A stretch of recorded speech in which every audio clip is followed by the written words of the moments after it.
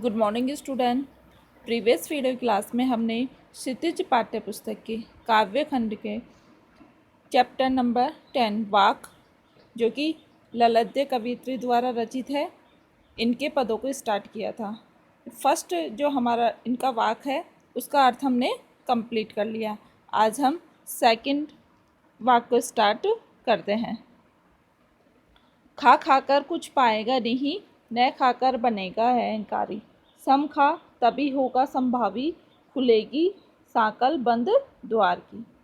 पहले इसमें जो शब्दार्थ है वो देखिए। अहंकारी, अहंकारी का अर्थ होता है घमंडी। न खाकर का अर्थ होता है भोग पर संयम रखकर। सम का अर्थ होता है अंतकरण।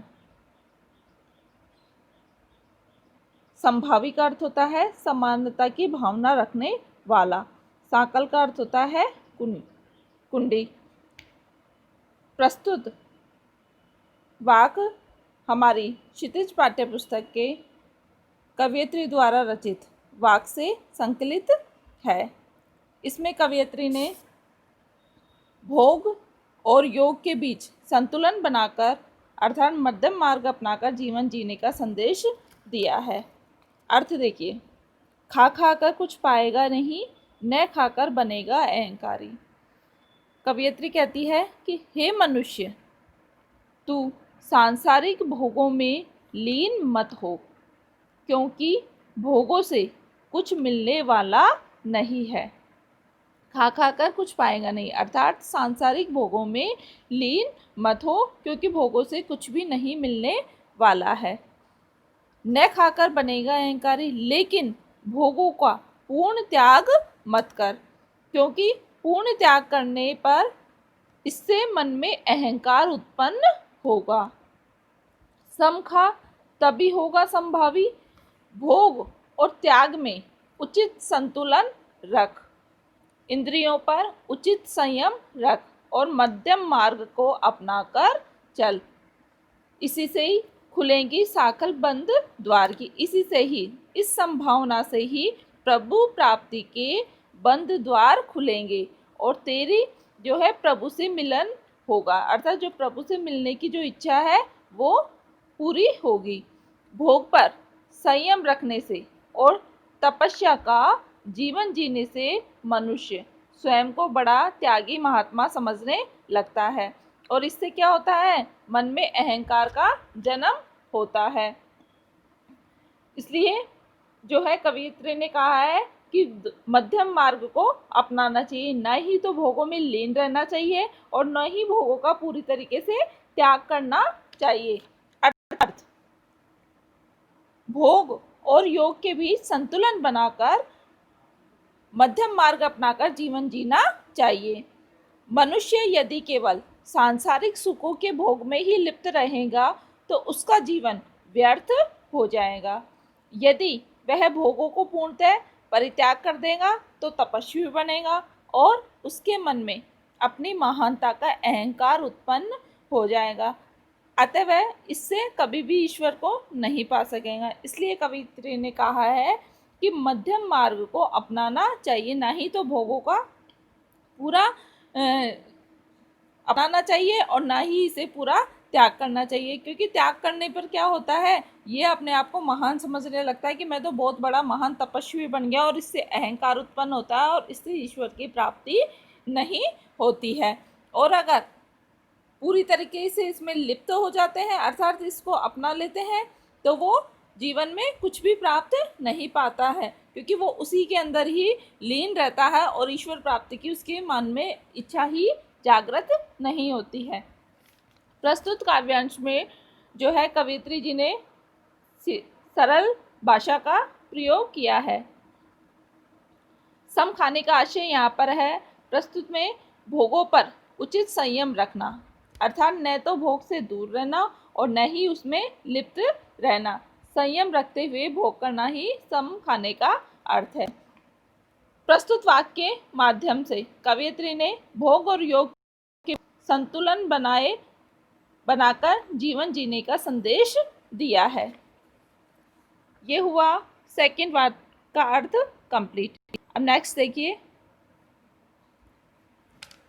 आई सीधी राह से गई न सीधी राह, सूक्ष्म सेतु पर खड़ी थी बीत गया दिन आह, जेब टटोली कोड़ी न पाई, माजी को दूं क्या उतराई। पहले शब्दार्थ देखिए। सूक्ष्म सेतु, सूक्ष्म सेतु का अर्थ होता है सुषमा नाड़ी के मध्य। यह नाड़ी ईड़ा और पिंगला नामक नाड़ियों के मध्य स्थित मानी जाती है। माजी का अर्थ होता है, माजी का अर्थ है नाव पार कराने वाला या नाविक जिसे बोलते हैं। और यहाँ पर माजी का किसके लिए प्रयोग हुआ है? ईश्वर के लिए। अर्थ देखिए। प्रस्तुत जो वाक्य संकलित है वो हमारी क्षितिज पाठ्य पुस्तक के ललद्य कवित्री द्वारा रचित है। इसमें कवियत्री ने अपना सारा जीवन हठ योग साधना में बिता दिया, लेकिन फिर भी वह ईश्वर प्राप्ति नहीं कर पाई।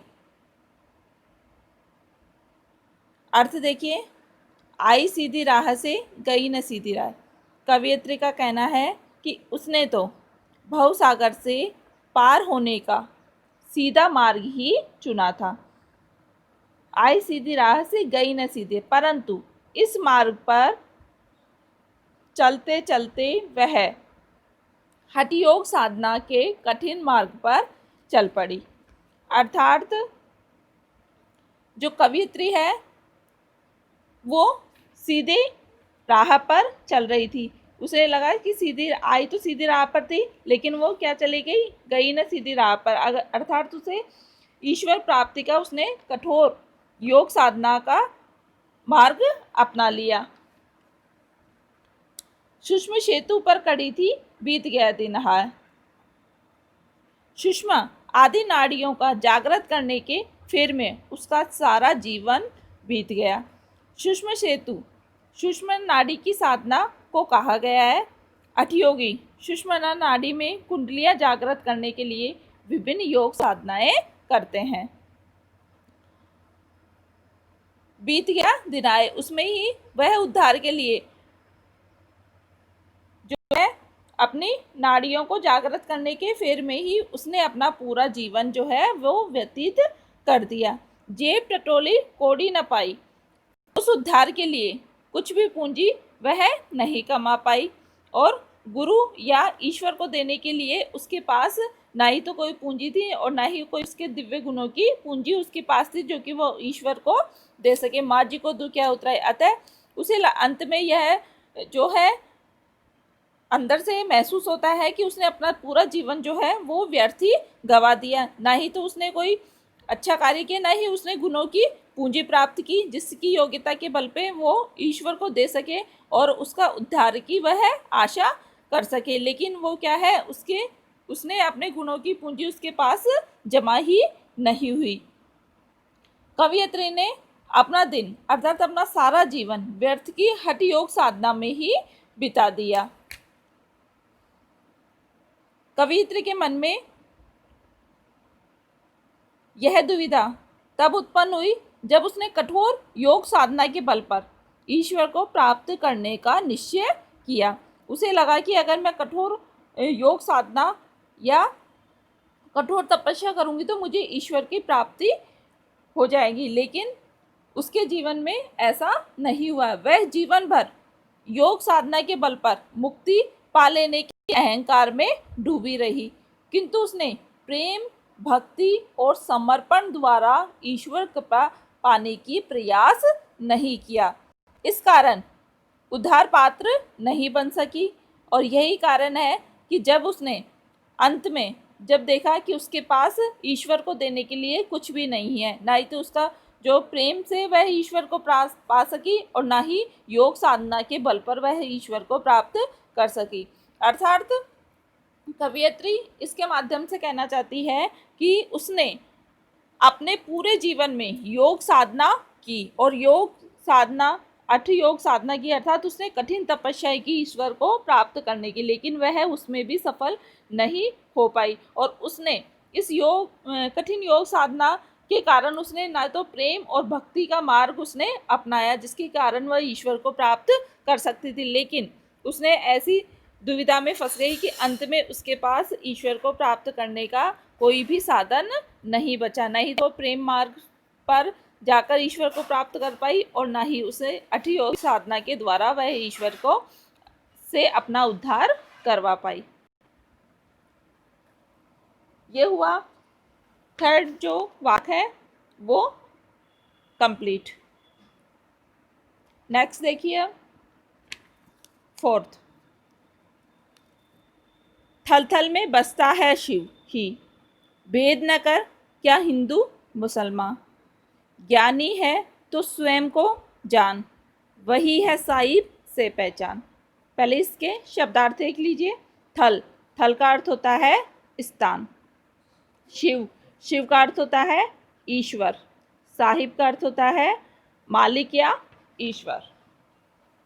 प्रस्तुत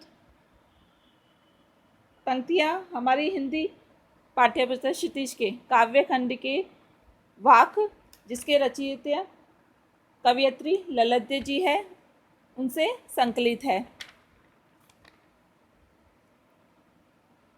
अर्थ देखिए। थल थल में बसता है शिव ही। कवयित्री कहती है कि परमेश्वर अर्थात शिव इस सृष्टि के कण कण में व्याप्त है, कि जो ईश्वर है वह इस सृष्टि के कण कण में निवास करता है। भेद न कर क्या हिंदू मुसलमान, इसलिए हिंदू और मुसलमान के बीच भेद करना ईश्वर का निरादर करना है। अर्थात हमें इसका भेद नहीं करना चाहिए। क्यों? क्योंकि ये तो कण कण में व्याप्त है, इसलिए हिंदू और मुसलमानों के बीच भेद करना ईश्वर का निरादर या तिरस्कार करने के समान है। ज्ञानी है तो स्वयं को ज्ञान, वही है साहिब से पहचान। ईश्वर के सच्चे भक्त और ज्ञानी को मनुष्य के बीच भेद दृष्टि से नहीं रखनी चाहिए, क्योंकि ज्ञानी के ज्ञान की कसौटी अर्थात स्वयं को जानना है। जो अपने आप को जान लेता है वही ईश्वर को भी जान सकता है, क्योंकि परमात्मा आत्मा के रूप में सभी के भीतर विद्यमान है। कवयित्री ने यहाँ पर कहा गया है कि ईश्वर जो है वो तो सृष्टि के कण कण में व्याप्त है, इसलिए हमें इसे हिंदू और मुसलमानों में भेद नहीं करना चाहिए। अर्थात इसे हमें हिंदू और मुसलमानों के बीच भेद जो है वो करना है ईश्वर का तिरस्कार करने के समान है। कवयित्री ने कहा है कि सच्चा ज्ञानी तो वही होता है जो स्वयं को ज्ञान लेता है, अर्थात आत्मज्ञान जो प्राप्त कर लेता है, अर्थात स्वयं को जो जान लेता है वही सच्चा ज्ञानी होता है। और वही ईश्वर जो अपने आप को जिसने जान लिया वो ही ईश्वर को जान सकता है, क्योंकि परमात्मा आत्मा के रूप में ही सभी के भीतर विद्यमान होता है। अर्थात वो तो मनुष्य की हर सांसों की सांस में निवास करता है, केवल उसे अपने आप को पहचानने की आवश्यकता होती है, अर्थात सच्चे मन से उसे पहचानने की आवश्यकता होती है। और वही जिसने अपना स्वयं को जान लिया वही ईश्वर को प्राप्त कर सकता है। कवयित्री ने इस पद्यांश में ईश्वर को शिव नाम से संबोधित किया है।